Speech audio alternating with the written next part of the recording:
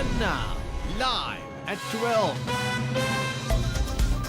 ආයුබෝවන් එක්වන්න අදත් ඇත්ත දැනගන්න ලංකාවේ අංක එකේ සමබර තොරතුරු ප්‍රකාශය ලයිව් at 12 සමගින් මම නිමේෂ් විජයසූරිය මම වින්ද්‍යා මාර්ගගේ අදත් මුලින්ම ප්‍රධාන පුවත් සිරස්තල දිවයිනේ පළාත් අතර සංචරණ සීමා කිරීම අද මධ්‍යම රාත්‍රියේ සිට මෙරට වැඩිම කොවිඩ් මරණ ඊයේ වාර්තා වෙයි. තෙමස් බිලිඳියකත් ඒ අතර ශ්‍රී ලංකාව හරිත සමාජයක් බවට පත් කිරීමට ජනපතිගෙන් කාර්යසාධක බලකායක්. මහමගදී පැහැර ගැනීම.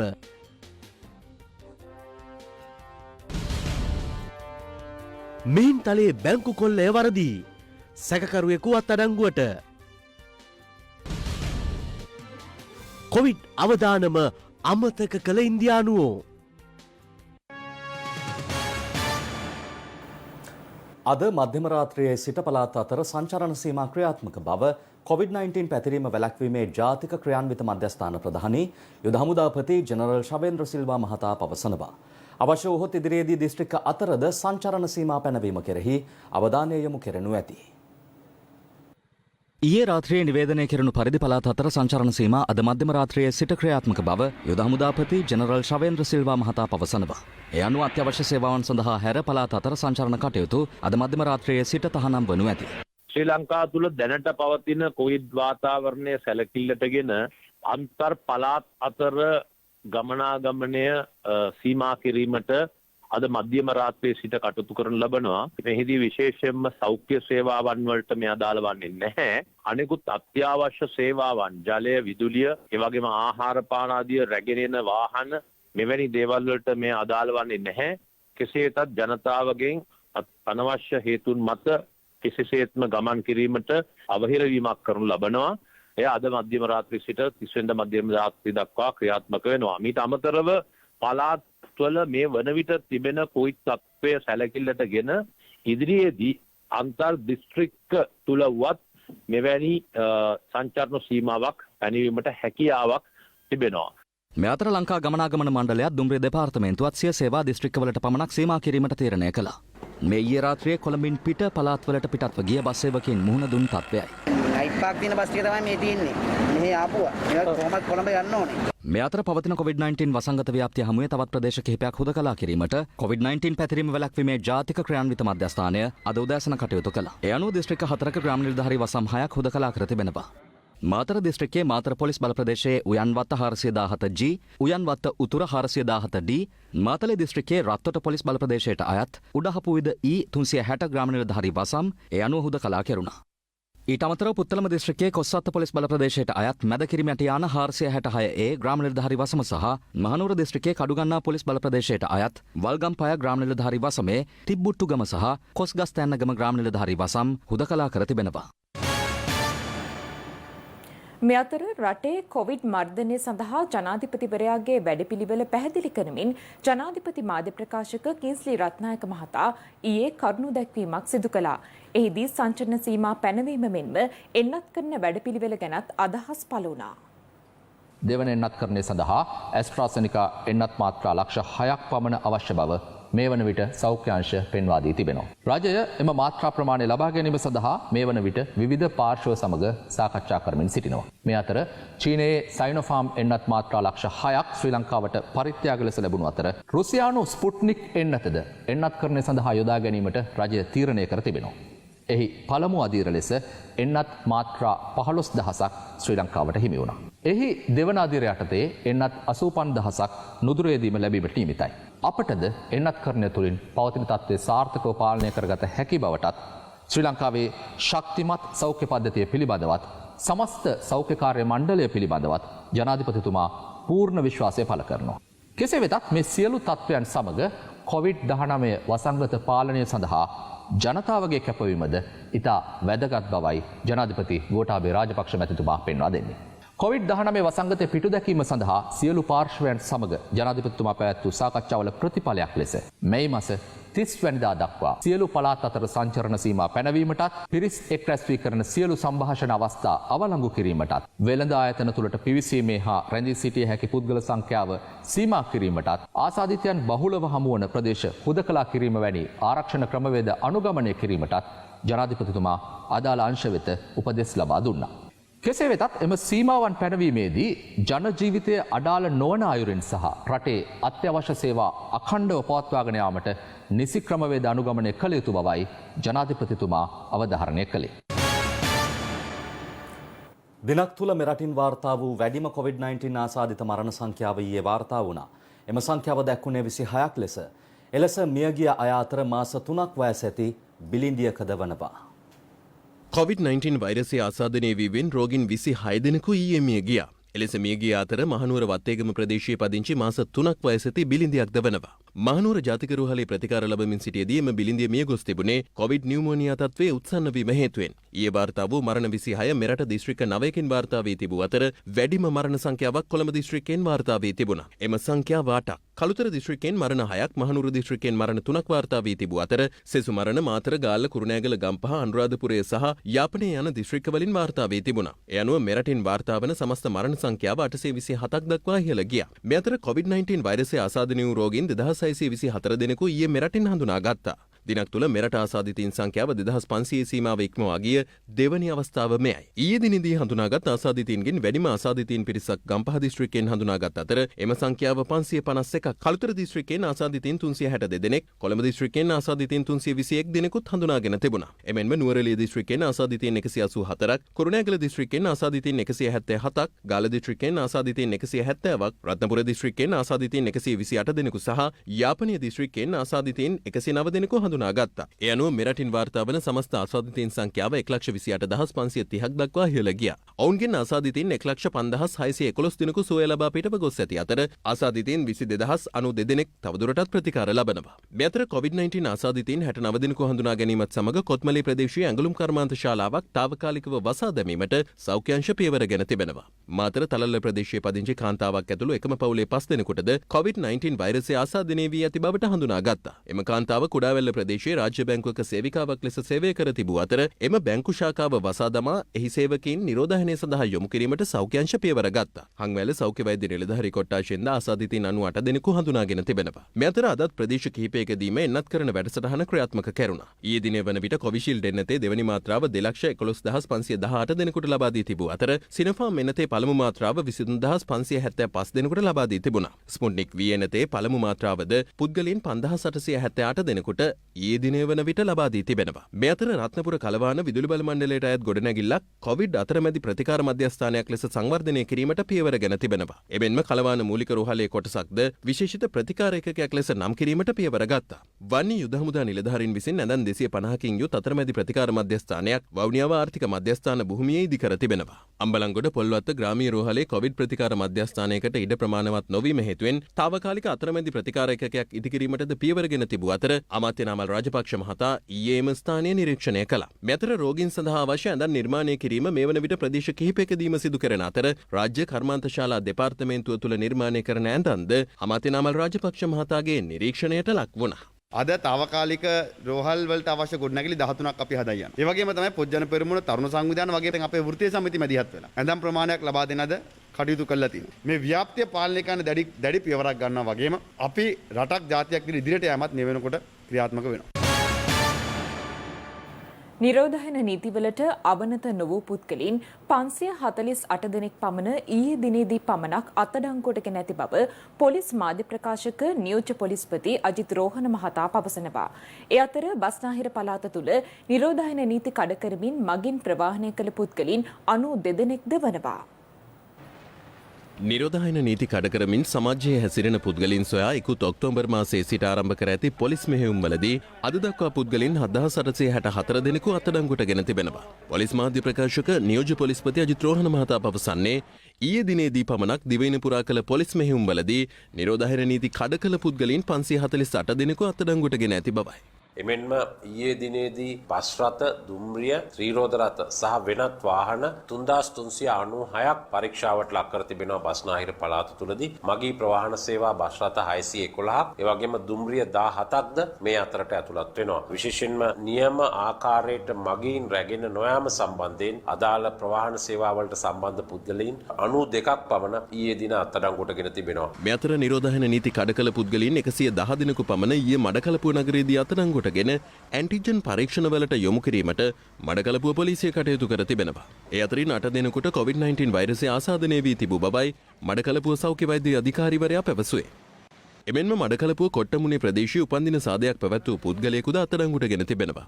නිරෝධායන නීති උල්ලංඝනය කරමින් ඊට සහභාගී වූ 25 දෙනෙකු PCR පරීක්ෂණවලට යොමු කිරීමෙන් අනතුරුව නිරෝධායනයට යොමු කිරීමට සෞඛ්‍ය බලධාරීන් කටයුතු කළ බවයි අප වාර්තාකරු පැවසුවේ. මෙරට කොවිඩ් පාලනය සඳහා සුවවිරුවන් සේම රණවිරුවන්ද සම්බන්ධ කර ගැනීම විශාල පිටුවහලක් වූ බව COVID-19 පැතිරීම වැළැක්වීමේ ජාතික ක්‍රියාන්විත මධ්‍යස්ථාන ප්‍රධානී යුද හමුදාපති ජෙනරල් ශවේන්ද්‍ර සිල්වා මහතා පවසනවා. ඊයේ ස්වර්ණවාහිනියෙන් විකාශය වූ මහජන සේවය පිණිසයි වැඩසටහනට එක්වෙමින් ඒ මහතා මේ බව ප්‍රකාශ කළා.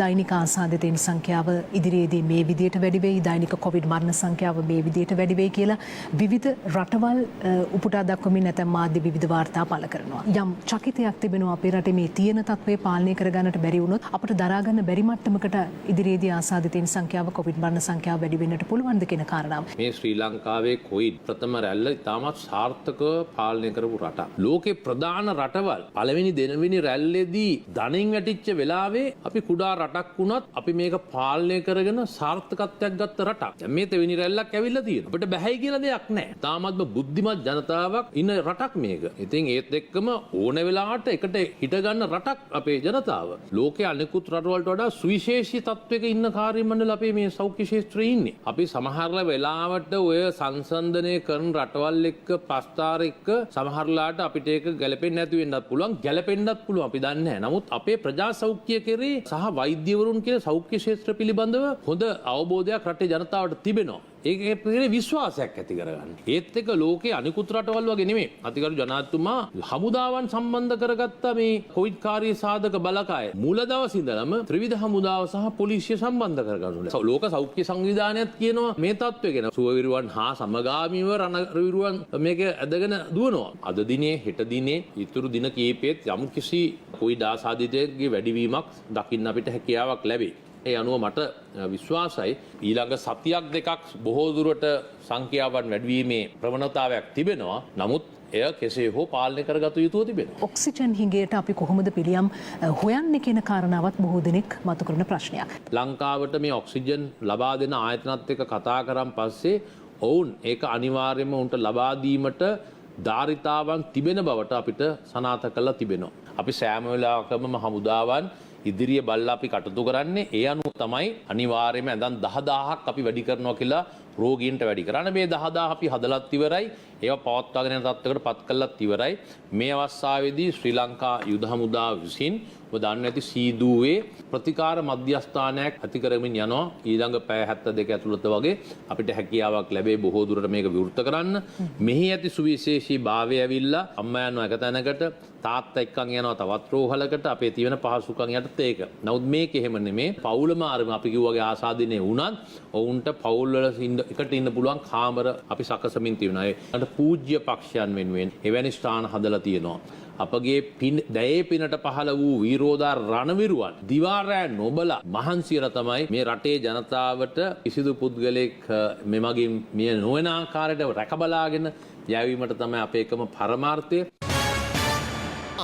At 12. යලි තවදානය දේශීය පුවත් වෙත. දේශගුණික විපර්යාසයන්ට තිරසර විසඳුම් සහිත හරිත සමාජ ආර්ථිකයක් බවට ශ්‍රී ලංකාව පත් කිරීම සඳහා ජනාධිපති ගෝඨාභය රාජපක්ෂ මහතා විසින් ජනාධිපති කාර්යසාධක බලකායක් පත් කර තිබෙනවා. දේශගුණික විපර්යාසයන්ට තිරසර විසඳුම් සහිත හරිත ශ්‍රී ලංකාවක් ඇති කිරීමේ ජනාධිපති කාර්යසාධක බලකාය ලෙසයි එය නම් කර ඇත්තේ. ජනාධිපති විශේෂ නියෝජිත බැසිල් රාජපක්ෂ මහතාගේ සභාපතිත්වයෙන් යුත් මෙම කාර්ය සාධක බලකායට කැබිනට් අමාත්‍යවරුන් 5 දෙනෙක්, ආණ්ඩුකාරවරියක්, රාජ්‍ය අමාත්‍යවරු 14 දෙනෙක් සහ පාර්ලිමේන්තු මන්ත්‍රීවරයක් ඇතුළු සමාජිකයින් 46 දෙනෙකුගෙන් යුත් කණ්ඩායමක් ඇතුළත්. දේශගුණික විපර්යාසයන්ට තිරසර විසඳුම් සහිත හරිත සමාජ ආර්ථික රටාවක් කරා ශ්‍රී ලංකාව පරිවර්තනය කිරීමට ජනාධිපති ගෝඨාභය රාජපක්ෂ මහතා පසුගිය අප්‍රේල් 27 වනදා ඉදිරිපත් කළ අමාත්‍ය මණ්ඩල සංදේශයට අනුමැතිය හිමි වූ බව ජනාධිපති මාධ්‍යංශය සඳහන් කළා. සෞභාග්‍යයේ දැක්ම ප්‍රතිපත්ති ප්‍රකාශයෙන් අවධාරණය කර ඇති පොහොර භාවිතය, භූමිය, ජෛව විවිධත්වය, වායුගෝලය, අපද්‍රව්‍ය, කර්මාන්ත, පුනර්ජනනීය බලශක්ති, ජනාවාස නගර මෙන්ම පාරිසරික අධ්‍යාපනය යන අංශ පිළිබඳ කරුණු සැලකිල්ලට ගනිමින් එම අභියෝග ජය ගැනීමට ජනාධිපතිවරයාට වරමක් ලැබී ඇති බව ජනාධිපති මාධ්‍යංශය සඳහන් කරනවා. වර්තමානය වන විට රසායනික පොහොර, වල්නාශක සහ පලිබෝධනාශක සඳහා අති විශාල ජාතික ධනයක් වැය කිරීමට සිදුවීම සහ එමගින් ගංගා වැවුමුණු ජලය මෙන්ම පස දූෂණය වීම පිළිබඳවද මෙහිදී අවධානය යොමුව තිබෙනවා. ඒ අනුව කෘෂි කර්මාන්තය සඳහා රසායනික පොහොර හා වල්නාශක වෙනුවට කාබනික පොහොර නිෂ්පාදනය භාවිත කරමින් පූර්ණ වශයෙන් රසායනික ගොවිතැන ස්වභාවික ගොවිතැන බවට පරිවර්තනය වීම සහ මාර්ග සිතියමක් පිළියෙල කිරීම මෙම කාර්ය සාධක බලකායට පැවරෙන ප්‍රධාන වගකීමක් වනු ඇති. බණ්ඩාරවෙල අමුණුගම් ප්‍රදේශයේදී ඒ පස්වරුවේ පුද්ගලයෙකු පැහැර ගැනීමකට ලක් වුණා. කෙසේ වෙතත් අදාළියම ඔහු මහමග දමා ගොස් සිටියදී හමු වී තිබෙනවා. අදාළ පුද්ගලයා පැහැර ගන්නා ආකාරය CCTV කැමරාවකද මෙලෙස සටහන් වී තිබුණා. බණ්ඩාරවෙල අමුණුගම ප්‍රදේශයේදී රාත්‍රී 8ට පමණ පුද්ගලයෙකු පැහැර ගන්නා ආකාරය CCTV දර්ශනවල දක්නට ලැබෙනවා. පුද්ගලයෙකු යතුරු පැදියකින් ගමන් කරමින් සිටියදී ත්‍රිරෝද රථයකින් පැමිණෙන පිරිසක් ඒ යතුරු පැදියේ හප්පා ඔහුව අනතුරට ලක් කරනවා. පසුව යලි හරවාගෙන ත්‍රිරෝද රථයෙන් පැමිණෙන පිරිස අදාළ පුද්ගලයාගේ හිසට උරයක් දමා ඔහුව පැහැරගෙන යන්නේ මේ ආකාරයෙන්.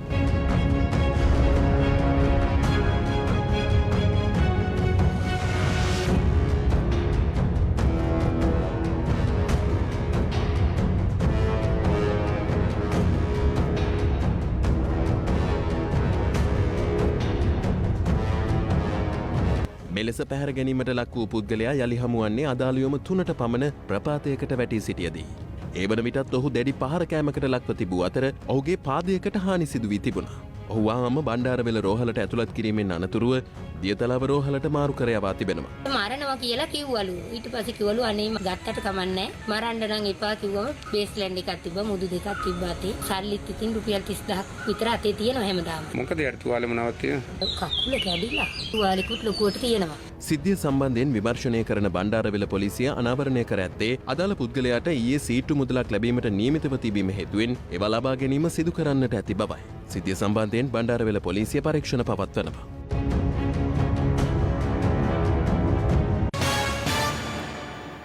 විපක්ෂය ඉල්ලා සිටින සර්වපාක්ෂික සමළුව පිළිබඳව ආණ්ඩුව ඉදිරියේදී තීරණයක් ගනු ඇතැයි සම කැබිනට් ප්‍රකාශක අමාත්‍ය උදය ගම්මන්පිල මහතා පවසනවා. අද පෙරවරුවේ පැවති කැබිනට් තීරණ දැනුම් දීමේ මාධ්‍ය හමුවට එක්වමින් ඔහු මේ බව සඳහන් කළා.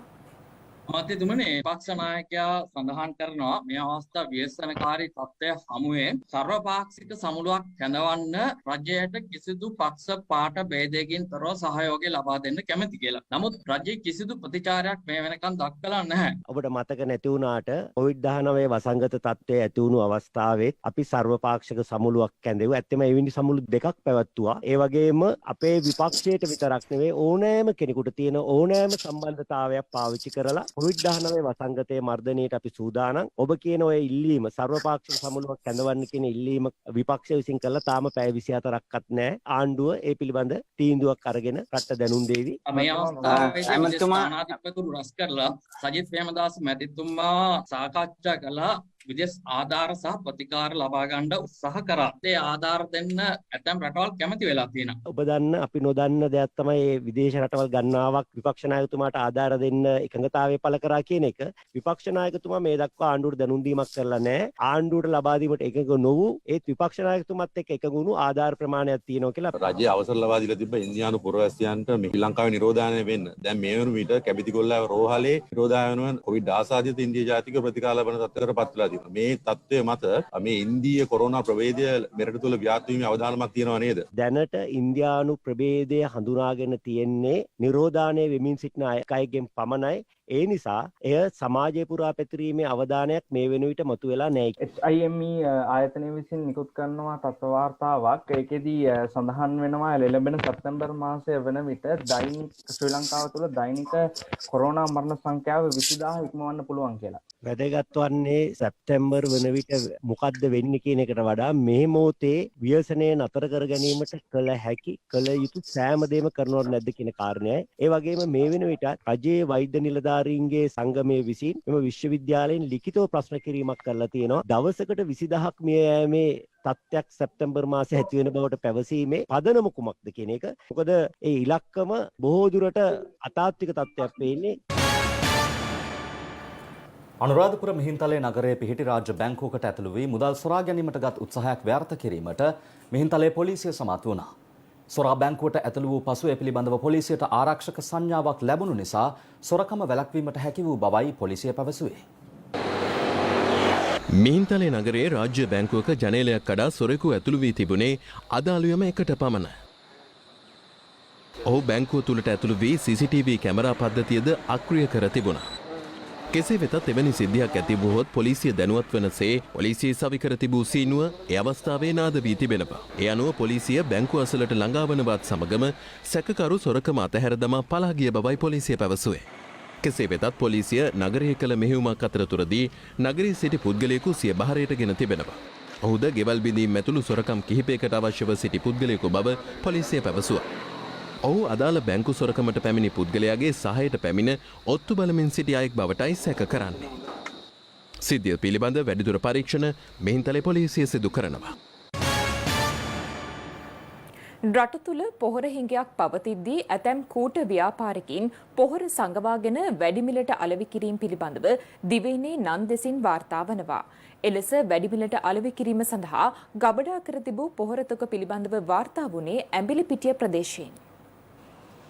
කෘෂිකාර්මික කටයුතු සඳහා භාවිතා කරන රසායනික පොහොර ආනයනය නතර කිරීම හේතුවෙන් මෙවන විට වෙළඳපොලේ රසායනික පොහොර හිඟයක් මතුවී තිබෙනවා.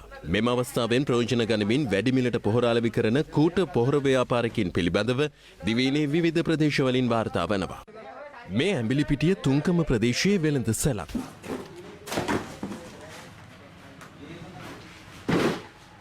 රුපියල් 1500ක් වටිනා පොහොර මිටියක් රුපියල් 3000ක වැඩිමිලට මෙම ව්‍යාපාරිකයා විසින් අලෙවි කර ඇති බව පාරිභෝගික අධිකාරියේ රත්නපුර දිස්ත්‍රික් කාර්යාලයේ විමර්ශන නිලධාරීන්ට ප්‍රදේශීය ගොවි ජනතාවගෙන් පැමිණිලි ලැබී තිබෙනවා. එම පැමිණිලි වලට අනුවයි මෙම වැටලීම සිදු කර තිබුණේ.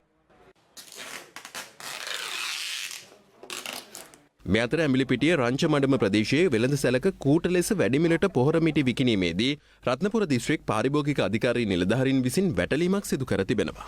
වැඩි දෙනවා කියන එක ඇත්ත. ඔය ඉතින් දැන් අපි වැඩි නිකාන්ති ඒකට අපි මොකද කරන්නේ ඉතින් ගෙනාපු පිළියෙල රුපියල් 100ක් වලට දීලා නැන්නේ නැහැ ඒක නිසා එහෙම දෙන්නේ. 1500 මිටි ගහලා තියෙන එක්කෙනා ඔයාලට අඩු වෙන්නේ දෙන්නේ ඔයාලට ගාණක් තියලා දෙන්නේ. එහෙම බෑ. 1570යි අපිට මෙහාට ගේනකොට 6 විතර වෙනවා. මේ 1500 ගහලාම තියෙනවා අපිට. ඒක බිලක් තියෙනවා අපිට ඒගොල්ලන්ටත් ඒක බිලක් තියෙනවනේ අපිට ඒගොල්ලන්ට නඩු. මෙහිදී අදාළ ව්‍යාපාරිකයින්ට නඩු පැවරීමට පියවරගෙන ඇති බවයි අපවාර්තාකරු පැවසුවේ. අපි ගන්නෙත් නෑ අපි බිලක් දෙන්නෙත් නෑ. This is Live at 12. ඔබ නැවතත් live at 12 සමගින්. දිවයිනේ විවිධ ප්‍රදේශවල ජනතාව යටිතල පහසුකම් නොමැතිකම හේතුවෙන් පීඩාවට පත්වන ප්‍රවෘත්ති නිරන්තරයෙන් අපට අසන්නට ලැබෙනවා. එවැනි තවත් සිදුවීම් දෙකක් අපට වාර්තා වුණේ බණ්ඩාරවැල ප්‍රදේශයෙන් සහ මොනරාගල සෙවණගල ප්‍රදේශයෙන්. මේ මොනරාගල සෙවණගල කුරුගම්වැටිය ගම්මානයේ ජනතාව වලවේගඟ තරණය කර සිය දෛනික කටයුතු සඳහා ඇඹිලිපිටිය තුන්කම තේරුන්නාන්සේ ගම්මානයට යන ආකාරයයි.